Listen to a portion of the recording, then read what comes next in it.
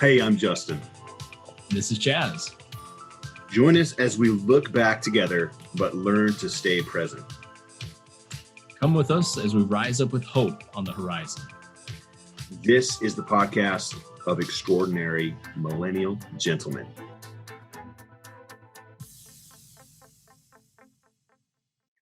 And 3, 2. Still love that. Yeah, that's awesome.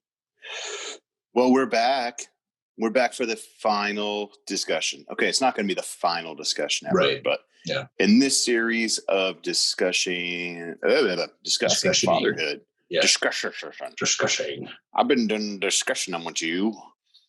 So we've been talking about fatherhood, and we're going to cap that off this week with looking to the future. What's on the horizon? Yes. And what does that mean for our families, for our culture, for our society?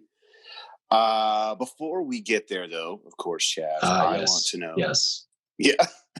I love this question. Like an old friend who just shows up every every welcome. episode. Welcome. Where have you been? About that. I do want to know, though, what you have been consuming over the past week. You know, and it's funny because I know this is in our lineup, but every time it catches me by surprise. So I like it because every time I'm like off the cuff, just like, oh yeah, crap. What was my, what did I do this last week? What was I consuming? So for me, about this time last week, I had my yearly physical with the doctor. The checkup, and I was like, all right, I'm gonna do this. So I talked to her about some stuff, and so she was like, okay, well, give your exercise a bit longer go, see how it goes, and then we have a backup plan. So this week I kicked it in gear. I got up each morning and hit the treadmill, which I usually just do one or the other after I get off work. I was like, I'm doing a double day week. So it was like football, but like 2 a days, but way less toned down. Way less toned down. This is like whoa. Not going to the NFL or anything on this, but or high school. Yeah, I'm going back there. So anyway, the routine is 30 or 45 minutes, depending on when I wake up in the AM. Solid. With at least an incline of 3 and at least a speed of 3. I've been pushing 4 or 5 incline. Just a good. Get the calves walk awake. Yeah. And then I'm hitting my body weight training exercise through the app after I'm off. Isometrics. So I did that all week. So and I'm happy. So that was great. I mean, I feel good. I was exhausted yesterday. So that was my big consumption. And hopefully I'll have some good news to report back on the efforts of this week and a few more weeks of this. Solid. So I like it. Giving us some extra gas. So we'll see what happens. Hey, you got gas in the tank, man. Just keep the foot down. Got to keep burning that gas. That's awesome. Up gas. Anyway, what about on your end, though? Well, let's see. I finished a book by Eric Larson, Beast in the Garden, or In the Garden of Beasts. Wasn't my favorite, all said and done. I was waiting for something to kind of get more interesting, and it kind of didn't. Yeah, I would say it had I can't even say it piqued my interest. It kind of plateaued my interest. It kind of went, and then just kind of stayed. I was waiting for it to okay, come on. And then what? Yeah. And then what? And it's like, and then everything happened exactly the way you assumed it was going to in the very near future. It's like, oh, well, okay. So I wouldn't say it was anticlimactic. It was more just predictable, mellow. Yeah, it was. So that was a little bit of a bummer. I would definitely still recommend that author for anybody who loves history. Yeah, it is nonfiction. What was the topic of this book again? This particular one of his? In the Garden of Beasts is about the family of the American diplomat who was assigned to Germany during the rise of the National Socialist Party, aka Nazi Party. Gotcha. So the era would have been 1933, let's say, to 1935. Yeah. And that doesn't seem like a lot of ground to cover. But in Germany's history, that was kind of Hitler consolidates power and the Nazis consolidate power. The worst of those individuals get promoted. And so is it interesting? It's an interesting read. Yeah. Would I read it again? Absolutely not. It was probably, I know this isn't a formal book review. Yeah. I'd probably give it like a 5. It was just right there in the middle, just kind of right on. Yep. So I don't know if I'm going to pick up another one of his books. You guys out there, if you've read Erik Larson before, Erik with K, Larson with the E-N, I believe, or O-N, let me know if I'm missing something. If there's maybe a climax to his repertoire. Over it. Yeah. Yeah. Curious, have you started? Little plug here for the future book, Blood, Sweat, and Pixels. Jason. I'm going to show his last name. Ding dong. No, sorry, Jason. That's right. It's one of those Schroers. I'm Blood, Sweat, and Pixels. Into that Blood, one. Sweat, Yeah. Yep. Well-written book. Episodic, which is really cool. I like that. But I'm still in your thunder, sir. Go ahead. Oh, no, I don't want to dive into it. I was just curious if you started it. Initial thoughts, because this will be our next book review. And should be coming up soon. Yep. Yeah, I paused on my other book to dive into this because I know I had a late start, and man, I'm into it. I think I'm on chapter 7. I've got snap. Yeah, cruising through. So I'm on chapter 3. So I'm definitely a little bit behind you in your furious pace, but it's a great read. Yeah. You don't even have to be a tech person.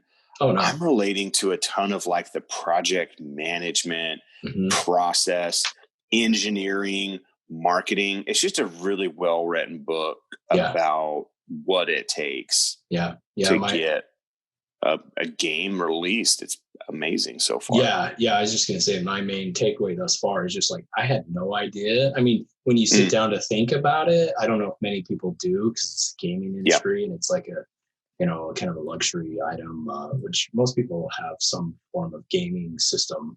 I mean, mostly on their mobile, right? And to realize what all goes into that and the money and the time and isn't that crazy? Wow. I was just blown away by some of those dollar bills just dropping for sure. An extra couple years and an extra couple, hundreds of thousands on some of them. Yeah. Big numbers. So I've got to throw this out and change gears a little bit. Everybody listening in, that will be an upcoming episode. Yep. If you guys haven't picked that book up or give it a read, check it out. It's absolutely a good read. I'm looking forward to that review with you.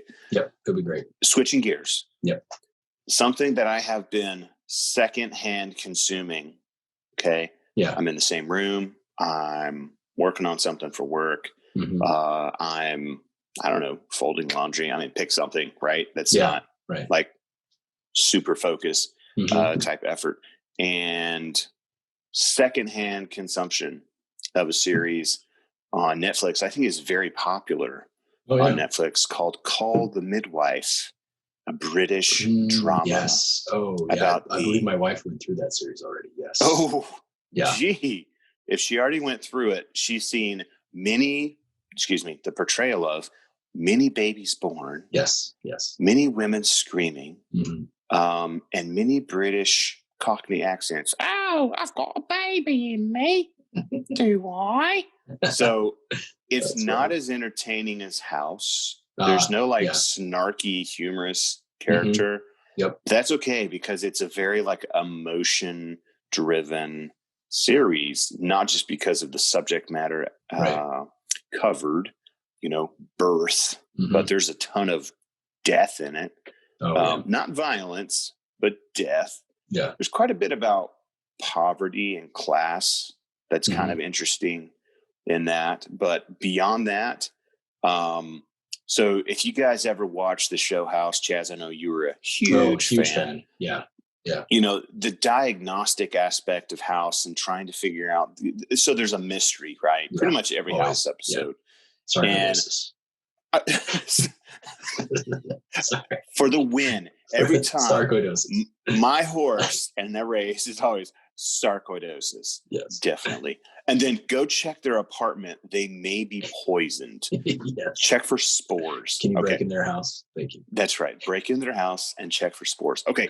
Not trying to ruin that series. Love that series. Much respect. But Call the Midwife, I can't help because of my house background to just think like, I think I know what's wrong. Oh, yeah. She's like, oh, she came in with bleeding. What do you think is wrong? I'm like, constipated. It's like my wife's like rolling her eyes, like everything is not about poop. I'm like, I think she's constipated. Yeah. So then, anyway, I've been right on a handful of things. There's an episode, I don't know what season she's on. Yeah. Again, everybody, I'm consuming this secondhand. I'm kind of glancing up, right? Yeah. Yeah. Oh, interesting. Yeah. I called a couple episodes ago that the female lead who goes in for a gynecological, whoa, can't say that word. Can you say it? No. Gynecological. Okay, that was like 3.2. You got, and I went like very gynecological. Okay, she goes in for OBGYN. There you go. Type that's why they service. OBGYN. Yeah. Okay, and I was like, she's a man, baby. She's a man. And sure enough, that was like the premise. And my wife was like, you didn't know that ahead of time. I was like, here's the thing. The portrayal is of somebody who has like hermaphroditic, biological composition, XY chromosome kind of. House has a couple episodes on that. Yeah. Right. So everything ties back to House. Yeah. It's a high standard. I'll give you that. But I kind of called it and I said, no, I'm not trying to give you the entire plot line of this episode. I'm just telling you that person acting is a man. And she's like, no, she is cute. That was at the beginning of the episode. Into the episode, she's like, okay, maybe that was portrayed by a guy. Yeah. And I was like, well, it's almost Shakespearean back then. That's all true. The men played the women roles in the Shakespeare plays. So that's true. No, not hating on that at all. But it's just that competition with my wife of like, I'm not invested in the series at all. So I like to poke. Stuff. Yeah. I like to poke the bear. Sarcoidosis. Can't say it. Gynecological. Lou Gehrig's. That one's hard to say. Huntington's. Parkinson's. Yeah. Wow. Terrible diseases. So, okay.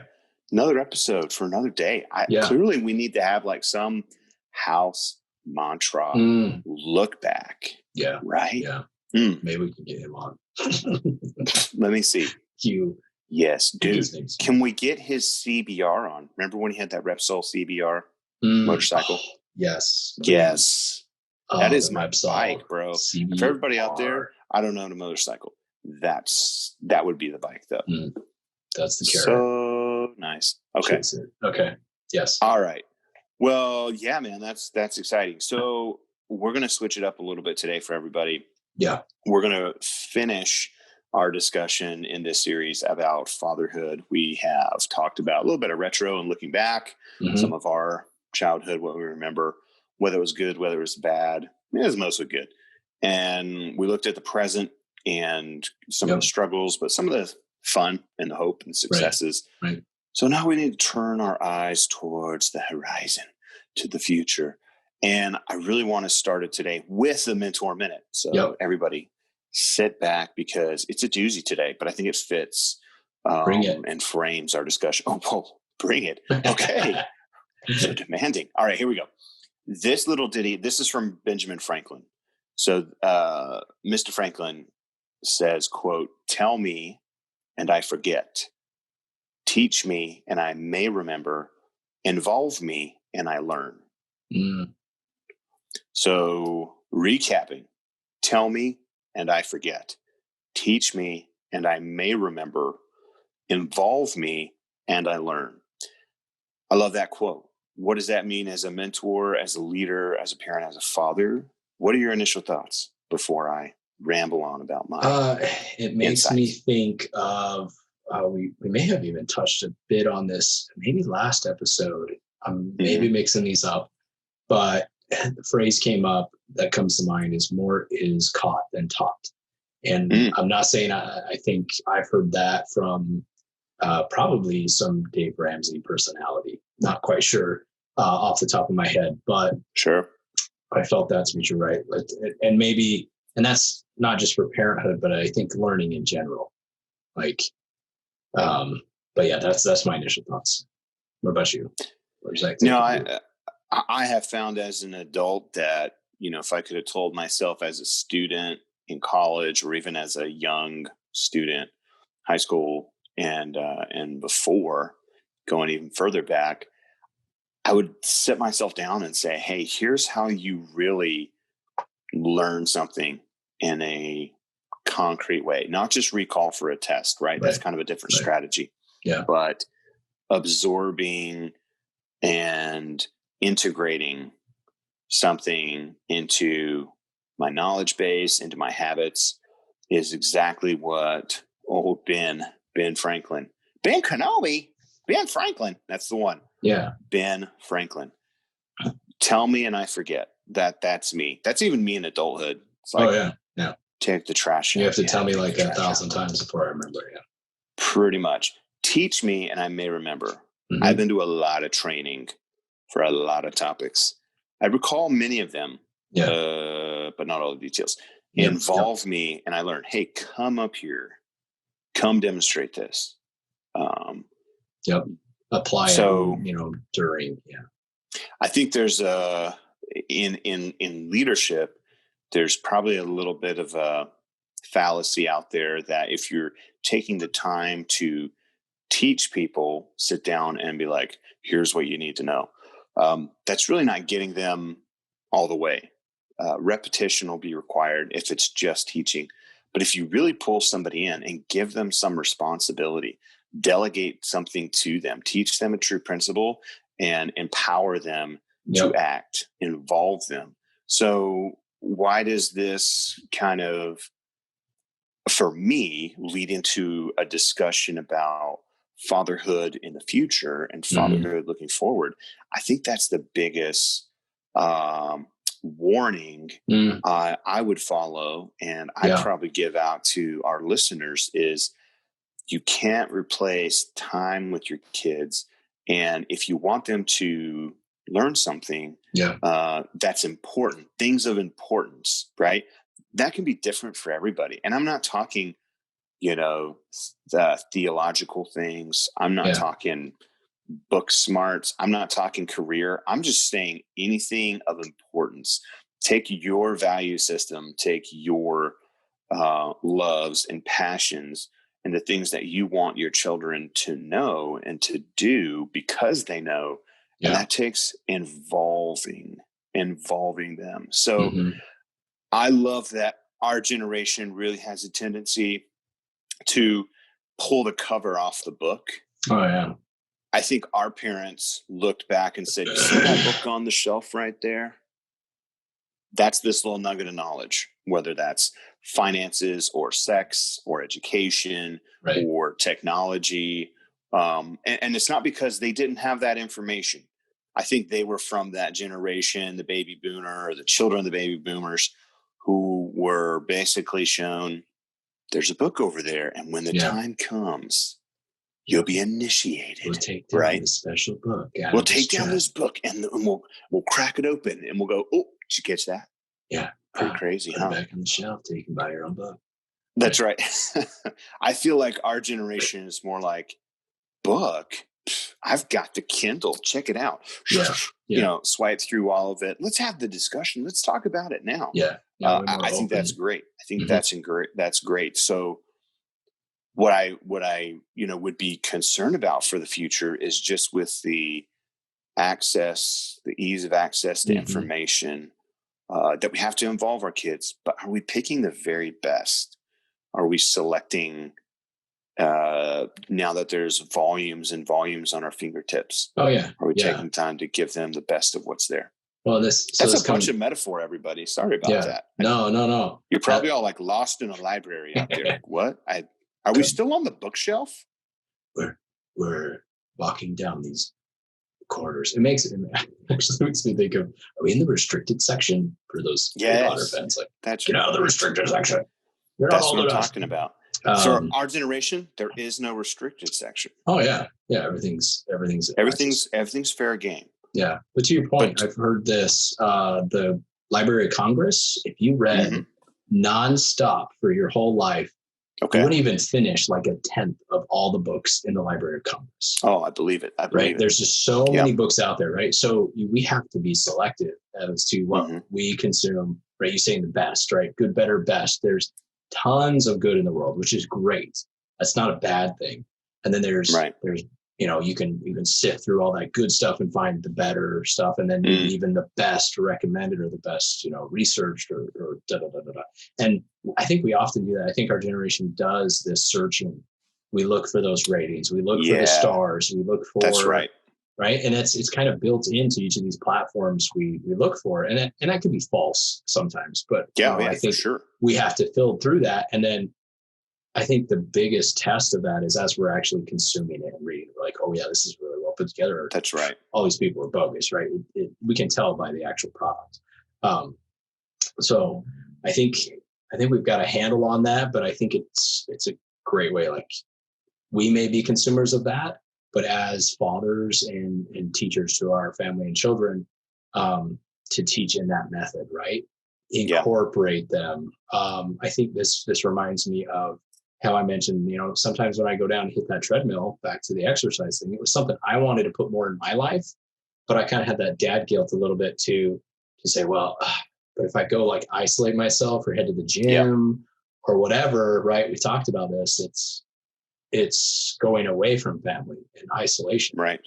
But now that I have this opportunity to do this at home, to involve, my son, he'll come down and he thinks it's play, right? He plays around on all this equipment, but he's actually kind of exercising at the same time and having fun and spending time with me. So I think he's learning more. Yeah, he's learning more. And back to your quote, involving him, he's gonna retain more of that information during that time than me just saying, here, watch this, movie about it, or, oh, you'll cover that in school, right? Right. Leave it up to somebody else.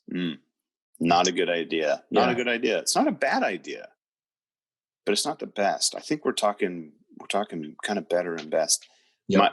The light bulb in my head is flashing. Yes. As you were having that sharing those feelings and those thoughts, because another aspect of this that's really important when you talked about, getting to the cream of life, the most important, that has substance, again, not trying to use a random metaphor, but in nutrition and eating, there's pound for pound foods and even combination of foods that have different nutritional density. Oh yeah. Right. That the value pound per pound is absolutely different among naturally occurring and processed foods, right? Yep. And unprocessed, right? All those things. So what I'm thinking is that the connection I'm making is, looking forward, yes, we need to continue to involve our children. That's the present. Let's do that. Yeah. And in the future, the hope should be, and the effort should be moving towards helping them to know how to recognize. Don't just give them the best of the best, right? And doing that through involve them, but help them understand the way to find it for themselves, right? Yeah. That's that whole other level of like, you're ready to go. You're ready to navigate a world over-informed or, arguably misinformed because of the over prevalence of information. And don't be discouraged. Yeah. Don't give up. Yeah. That can seem like a huge mountain to climb, right? I mean, even for ourselves. And then let alone, if we think we have a lot of information, that's only going to, like, the rate, again, putting on my data science hat a little bit here, the rate of information saved is growing exponentially. Like the number of terabytes of data is just going to keep growing. It's crazy. Yes, sir. So it makes me think of one thing, and then I'm going to shift gears a little bit here. Have you read the book Essentialism? Greg McCown. Well, I'm writing it down right now, everybody. Yeah, I have. Maybe we'll do a book review on this. I know I've pre-read it, but it's been at least a couple years, so it would be somewhat of a fresh read. So Greg McCown, you can find him, I think, on LinkedIn, Twitter. I'm sure he's on a few platforms. Don't quote me on that, but I know because I follow him on LinkedIn. Wrote it down. He'll have these little clips, and he is all about essentialism. That's his big thing. What is essential in your life? Do more of that. What isn't? Say no to. Drop it. Yeah. Drop it. Just say no. Yeah. And between that advice and the advice from, I'm gonna miss his name here, but I think Greg mentions it in his book as well. So I'll just refer to him. But if it isn't a yes, it's a no. Now, what I mean by that is when you get requests, hey, can you help me with this? Yep. Does this feel comfortable to you? If you're not jumping out and saying, oh, yes, I could do that, it's probably a no. And that simplifies so many things, because oftentimes our time isn't our own time, whether that's, helping other people, things like that. And if you have time and you have the space and you have the ability, you'll probably be like, oh yeah, I can do that. But if you're kind of like, and you're trying to find a way to say yes, let me check my schedule. Oh, it's going to be like 6 months from now. Like, chances are it's a no. Just say no.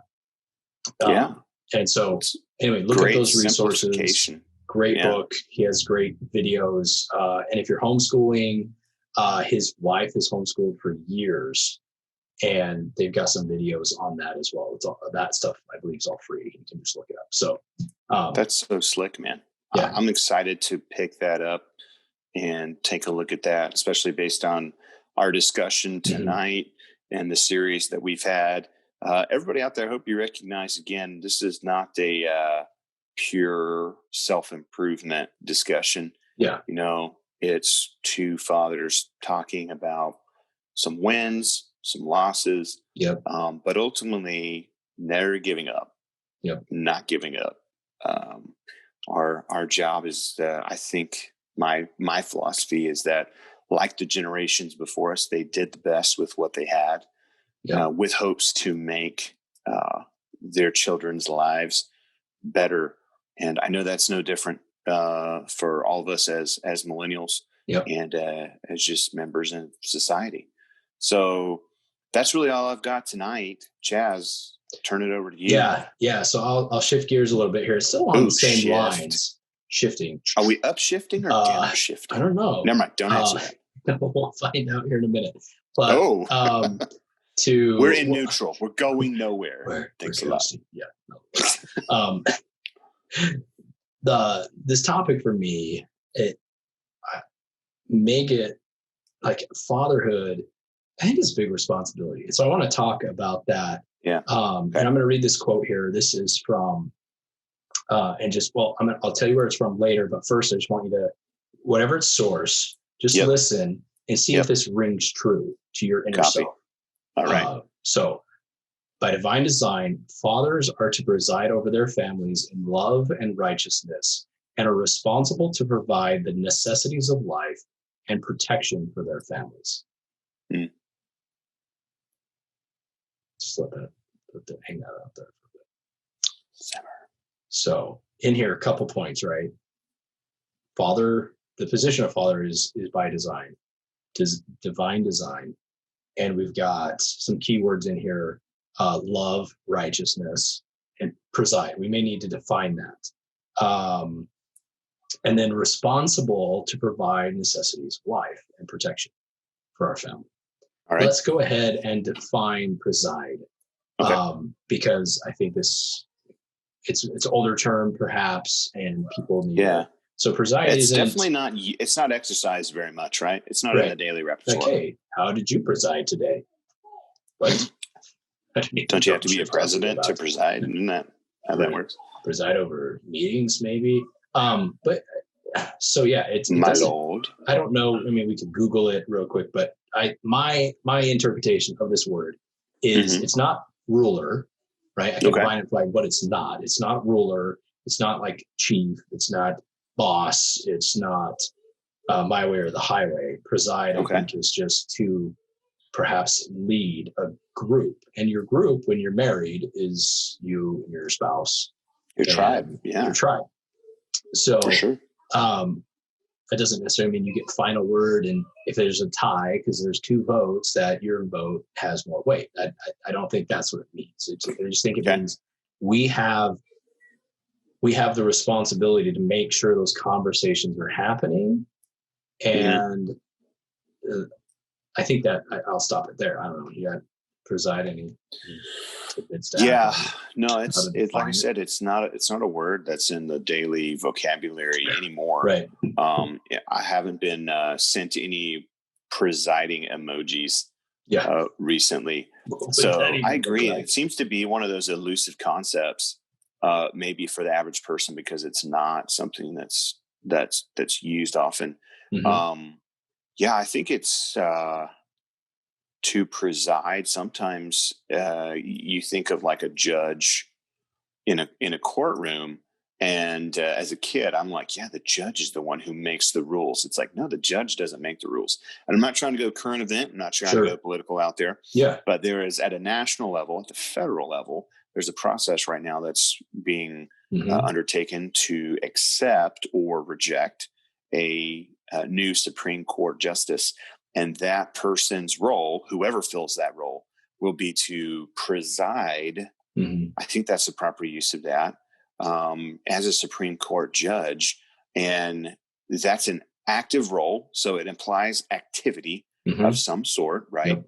It applies some delegation of authority, but it doesn't really, by the book, I don't think it implies a certain level.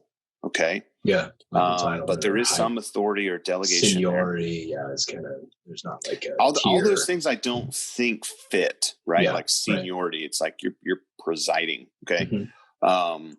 And I think, like a judge, to preside in a courtroom, to preside on the Supreme Court, means that you are given responsibility to listen and to interpret, right? Yep. And to weigh in. Yeah. Well, I like the judge idea because, the judge doesn't make new law, right? The judge compares it to existing laws or rules and weighs both sides, like you said, actively listening, participating, and just saying, does this fit in this category of upholding the law or breaking the law? Right. And then that's a discussion. So, and really, I think now that we've talked through this is really what's been on my mind about fatherhood is the lack of emphasis on the father to preside. Okay. I think, and maybe, correct me if I'm wrong here, people, but at least the way it's portrayed is that, the wives have become this do all superwoman, have to not only, run the kids everywhere, have to think through everything they need, and have, they are just super mom, right? There's this whole super mom thing going on, and how the dad is again portrayed. This isn't probably real life, and Hollywood's making their assumptions. The dad's, while she's doing all this, he's at work, and then he comes home, eats the dinner she cooked and watches sports or something, or goes out for beers with the guys. Kind of the bumbling idiot. Yeah. And so it's like, well, no, a good father can preside over these things. We can think ahead of these things and be like, hey, we need to discuss this. We need, how's Jimmy and whatever other names of children could be. How are their education going? What are they learning? Can I actually participate in that? Like, if you're stuck in this homeschool scenario, like, are you checking up with your kids on that? Like, are you asking how they're doing? How are they progressing? Are you helping them set goals and achieve those goals, whether that's school, sports, anything they're interested in, like anything they're interested in because we're interested in. Like, this whole piece of it, I think, lies on our shoulders, not to, again, run everything and not, work with our spouse, our wives on these things. But I think the kickoff, the discussion, the thought, and some of the action there, again, can be shared. But I think that comes to us. Like, I think that's what this is saying. And then it tacks on the words in love and righteousness. Right. So, I mean, it gives it qualifiers. You're not a dictator doing this with force and, slave driving. Right. So it frames it, but, I don't know. Is that bringing? I think points up for you. I'm bringing in a cycle. I'm seeing a process. Yeah. I've got this concept we talked about earlier, and we've talked about on previous episodes on this series about being involved and being present. Right. Yeah. And thanks to old Benny Franklin, involve me and I learn. Mm-hmm. And that helps you as a father to better preside over or with your spouse and over your children. And over is kind of it seems like it's a word automatically of authoritarianism, but it's not intended to be that. I'll try and think of a better word to use, but it's the same way in that the Supreme Court is over the lesser courts. That's what it is. So in your life, there are lesser courts, to continue to run with this metaphor, like schools and churches and the government, television shows, all these things. They're lesser courts for your children to be exposed to the rules of life, how to be successful, how to navigate morals, values, who they're going to be, what opportunities they have before them. Yeah. But you, along with your spouse, I'm going to say, are those presiding authorities in your home to say, no, we're the highest court of the land here to weigh in. So the more that you're involved with your children, it's like doing that research. Like you said, an attorney and a judge are going to look at that precedent and they're going to interpret the law, typically based on the original intent of the law, and apply it to the situation at hand. So if you want your family to grow, you're probably going to need to go back and research and look at what helps families and individuals to grow, what strengthens relationships versus what doesn't. Yep. And you're going to have to look up multiple sources, and you're going to have to be ready to weigh in when the time comes, when the time for planning is over, when decisions are made. And that's your role as a parent, to make decisions. I'm definitely seeing that, but to do it in a way that you're presiding and you're looking out for the best for your family. And that will require you to be involved. And the more that you're involved will make you a better support and judge in your home. Yeah. That's all I got. It's all good. So I'm gonna issue this challenge. I'm gonna give another resource here.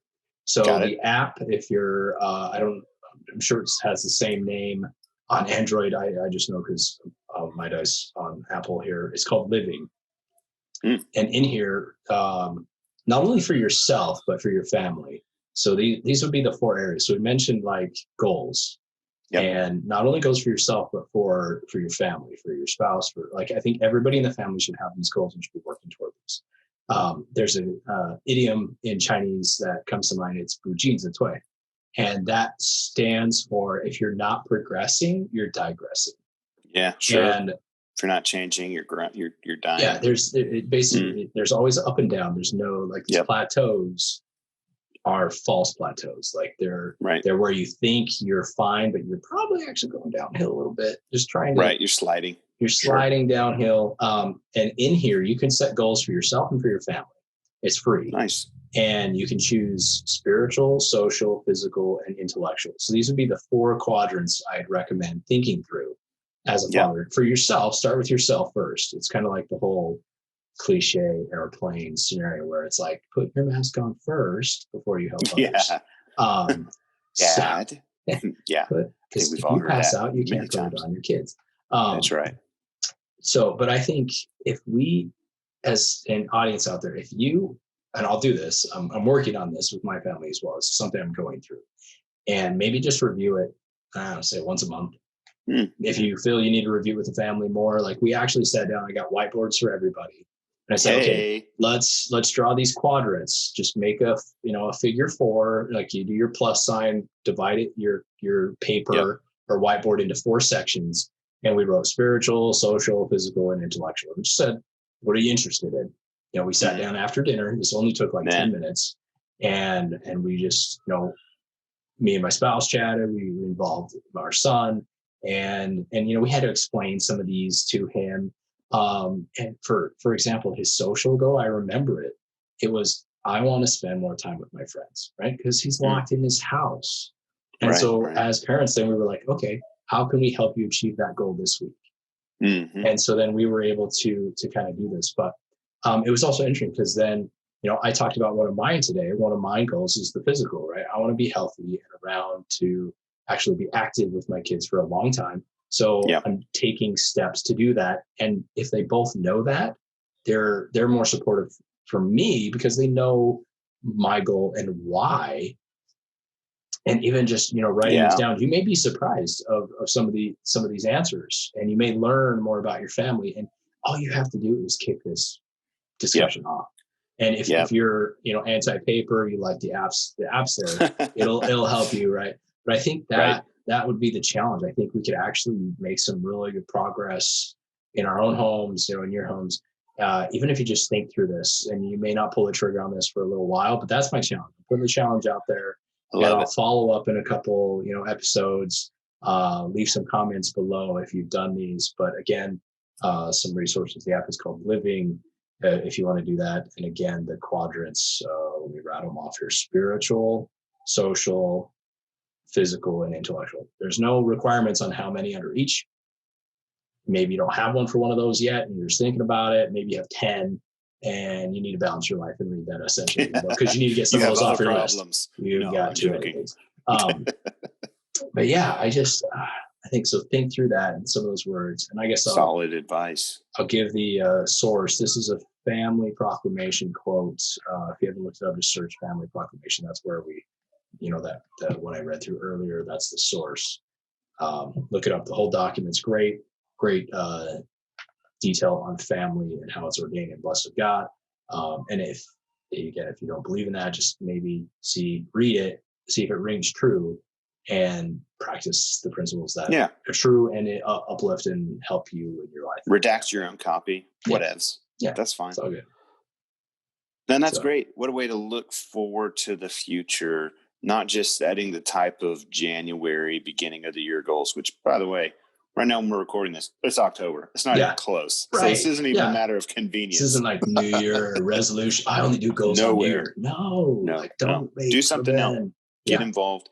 It'll pave a way for your future. And, be a good millennial, everybody. Everybody listen to your kids. Talk to them. Yep. Get involved and preside. Yeah. I like it. Yeah. Preside. Let us know if you have other definitions for preside. But I think we did a good job. I think this is great. I think this is really I'm excited to revisit this because, we did this exercise maybe a couple months ago, and I want to bring some more light to it. Have you given it a try? Have you tried doing goals with the kiddos? I haven't. Like we will. I haven't. So, we will. That's why this is the future episode, I guess. Awesome. Yeah. Yeah. So we'll fall back up on this. I think this is key. I know when people set their minds to things, you may have felt this, like you put your mind to something, you're like, someday I want to do that. And you go and you eventually get to that. It may take some time. It may take some learning. It may take all these other things, but you get there. And that in its own form is a type of goal setting. We don't, if you want to set those SMART goals, go for it. If you just want to put a one word down and that's your, focus, great. But I know in my life, the goals have been what have guided me. It's what has given me focus. And often and maybe some of you feel like this, and I do at times where I'm just like, my brain's kind of foggy. I'm just floating through life. It's Groundhog's Day every day for us. If you haven't seen it, Bill Murray, check out the movie. Classico. It's just over and over again. I wake up, I come, I sit in this exact chair. I do it every day. and you can really get lost in this today. Yeah, man. And I think if you have a place you can put these goals just visually, somewhere where you're at every day, maybe where you get ready, tape it on the bathroom mirror, put it where your clothes are, just a quick glance. Hey, by the way, if you have a normal mirror, dry erase markers. Don't use permanent. Don't blame me, people. Dry erase. Yeah. Dry erase. And just it will keep your mind in the right direction. You're going to think about other people. You're going to think how you can help them accomplish theirs as well as your goals. And guess what that's going to come off as a father? You're going to do it in love and in righteousness, which, some of those key words. But I'm going to throw this out there, and this is maybe a little prideful, but be that dad or that husband that all the girls chat about, because they're like, I can't believe your husband does that for you, or I can't believe he did that. Like, be that cool of a guy that you're the one that gets talked to. Yep. And then, if we all do that, like, yeah, I don't know, maybe that's prideful, but I think that's cool. Like, I can't believe everybody, we're going to see if that makes the final cut. I'm joking. This is who we are. This is our conversation. Yeah. Thanks everybody for joining. This has been a lot of fun. It's been a good series. We are going to be ending the episode, but you know what? There's a lot more coming. Excited to cover more books, more topics. Thank you for taking the time, everybody. We hope you've enjoyed today's podcast. Be sure to subscribe to continue to get more content of extraordinary quality. See you next time.